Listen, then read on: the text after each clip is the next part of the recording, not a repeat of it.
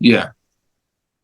And where do you think, like, just to finish it, have you also like looked at like kind of the Buddhist idea of like no self and emptiness? And is that Yeah, I included did, in but your I realization? just maybe you I just brought that up. I talked about anatta and sunatta. All Yeah. that stuff is Buddhist terms. So because there's no time, there's no self. And no self can't exist. Yeah. So true self Right? and no self are actually just the same thing, would you say? It depends. It depends on what the teacher means when he says true self and no self. A teacher can may say true self and they just mean the authentic part of the ego that realizes that that you realize your authenticity of the thing that you are. It depends on what the person means. But yeah, a guru or a teacher may say when they're talking about the true self, they're talking about the self. It depends, right? You just person just has to be Mm, clear within the context of what they're speaking of, right? yeah. So yeah, so yes, depending on what the teacher is, the context that the teacher is speaking in. It's just like if someone says mind, or no mind. The mind could just mean the mind, or the mind could mean the mind of God. And if you're talking about the mind of God, it's one of the same with no mind because it's not a mind. But how would you describe that? So some people may say the mind because they're just talking about the thing that is allowing everything to be as it is, everything appearing to be as it is. So some may call that the mind. I'm fine with either term. This just depends on what we're saying within the context that we're speaking in.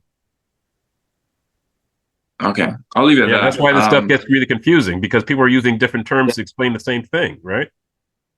Yeah, yeah, it's very confusing. I Yeah, suppose very all I can do confusing. is just Right. study. That's why we're trying to get people to have the direct experiences themselves. Because once you have the direct Yeah, experience yourself, you don't need any teachings. yeah, yeah, Yeah, exactly. the teachings is just pointing the finger to the moon, but you don't need the teachings. The teachings aren't going to bring you anywhere closer to God realization. It's just a map that you're using so that you have some kind of you have some form of navigation. You have some form of a guideline of something that you're going to use to try to get you there. But that's all part of the ego. It's just but you have an ego. So what is the ego going to do? The ego is going to seek out teachers and to try to guide them, right? But once you have God realization, you realize that all that stuff was just made up. It's real from the sense that Yeah. it's real experience, but again, it's not. Again, it's not what it appears to be. Mm, Right? Just always keep okay. that in mind.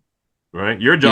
Your only job is to wake up, and to wake up, you have to sit and realize that anything that comes at you is part of the self. It's part. When I mean the self, I don't mean the ultimate self. I'm talking about the ego. It's part of the ego. It's what the ego does. The ego doesn't want to die. The ego is trying to do its best to hold on. And most people get trapped in that. I know many people who were seeking and they stopped seeking because they got trapped in astrology or got trapped in this and this and that. And I'm trying to tell you that all those things are cool and everything, but that's not what it is. Yeah. Yeah. All right. These are spiritual Yeah. stuff, right? I'm not talking about spirituality here. I'm talking about spiritual enlightenment. I'm talking about even higher than spiritual enlightenment. I'm talking about moksha. I'm talking about nirvana. I'm talking about Tiryatita. That's what I'm talking about. I'm not talking about um astral realms and out of body experiences and astrology and palm reading and I'm not talking about those things. Those things are cool, I guess, but that's not what I'm talking about. I'm talking about God realization. When you realize that Yeah. there is no God, or there is a God, but there is no God, because is there a God? My answer is yes, no, maybe, and maybe not. A person has to realize with direct experience that God is God, no God, probably a God, and probably not. All those things are true when you strip away the layers, when you realize when I say that nothing is as it appears to be.